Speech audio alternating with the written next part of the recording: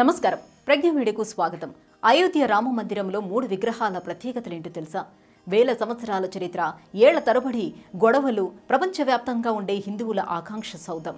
అయోధ్య రామజన్మభూమి. ఎన్నో తరాల వారికి, మానవ జాతికి ఆదర్శ పురుషుడిగా నిలిచిన రాముడి జన్మస్థలంలో రామ మందిరంలో ప్రస్తుతానికి తొలిదశ పూర్తయింది. ఈ నేపథ్యంలో త్వరలో ఉత్తరప్రదేశ్ రాష్ట్రంలోని అయోధ్యలోని రామ మందిరంలో రామయ్య అందరికీ దర్శనమివ్వనున్నారు.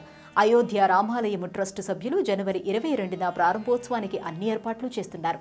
ఈ దేవాలయం ప్రారంభోత్సవం కోసం దేశ ప్రజలంతా ఎంతో ఆసక్తిగా కూడా ఎదురుచూస్తున్నారు. ఇదిలా ఉండగా అయోధ్య రామ మందిరంలోని విగ్రహాలకు ఎంతో ప్రత్యేకత ఉంది.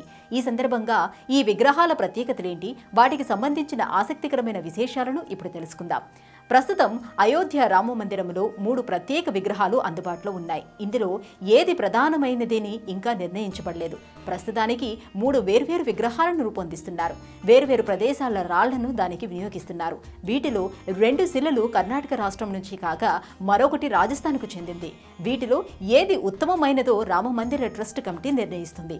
అయోధ్య రాముని విగ్రహాల తయారీలో ప్రధాన మొదటి శిల్పి కర్ణాటకకు చెందిన అరుణ్ యోగిరాజ్. ఆయన తయారు చేసిన విగ్రహం ముదురు రంగుతో 51 అంగుళాల పొడవు ఉంటుంది. 5 ఏళ్ల బాలుడిలా రామయ్య విల్లు బాణం పట్టుకుని దర్శనమివ్వనున్నాడు. ఈ విగ్రహం కర్ణాటకలోని కృష్ణానదిలోని ఓ రాతితో చెక్కబడింది. అయోధ్యలో చెక్కబడిన మరో విగ్రహం తెల్లని రంగులో ఉంటుంది. ఈ విగ్రహంలో స్వామివారి ముఖంలో చిరునవ్వు కనిపిస్తుంది. అలాగే దాదాపు 100 రాళ్లలో ఒక రాయిని దేవుడి విగ్రహాన్ని తయారు చేసేందుకు ఎంపిక చేశారు. ఈ విగ్రహం ఎన్ని సంవత్సరాలు గడిచినా పాడవకుండా ఉంటుందని నిపుణులు చెబుతున్నారు. ఈయన తయారు చేసిన రాముని విగ్రహం నీలి రంగులో ఉంటుంది. ఇది 4 అడుగుల ఎత్తులో ఉంటుంది. ఈ విగ్రహంలోనూ రాముడు బాలరూపంలో దర్శనమివ్వనున్నాడు. ఇక్కడ విల్లు పట్టుకొని చిరునవ్వుతో ఉండే శ్రీరాముని విగ్రహం సిద్ధమవుతుంది. ఈ 3 శిల్పులు తయారు చేసిన విగ్రహాలలో ఒక విగ్రహాన్ని రామమందిర ట్రస్ట్ కమిటీ ఎంపిక చేస్తుంది. శంకరాచార్య, విజయేంద్ర సరస్వతి, ఇతర మఠాధిపతులు, సాధువుల అభిప్రాయాల్ని తుది నిర్ణయం తీసుకోనున్నట్లు ట్రస్ట్ కమిటీ సభ్యులు తెలిపారు. రామ మందిరం ట్రస్ట్ సభ్యులు తెలిపిన సమాచారం మేరకు చూస్తే శ్రీరాముని బాల్య స్వభావాన్ని ప్రతిబింబించే విగ్రహం ప్రతిష్టాపనకు ఎంపిక చేయబడుతుంది. ఈ విగ్రహం చూడటానికి అందంగా, ఆకర్షణీయంగా ఉండి భక్తులను ఆకర్షించేలా ఉంటుంది.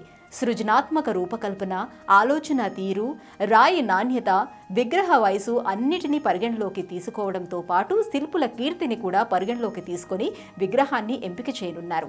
అయోధ్యలోని రామమందిరంలో ప్రతిష్ఠించే శ్రీరాముని విగ్రహానికి పైన పేర్కొన్న లక్షణాలన్నీ కూడా మనకు కనిపిస్తాయన్నమాట. 3 ప్రముఖ శిల్పులు చెక్కిన విగ్రహాలలో ఒక విగ్రహాన్ని రామమందిరంలోని గర్భగుడిలో ఏర్పాటు చేసి మిగిలిన 2 శిల్పాలను ఆలయంలో ప్రతిష్ఠించనున్నారు.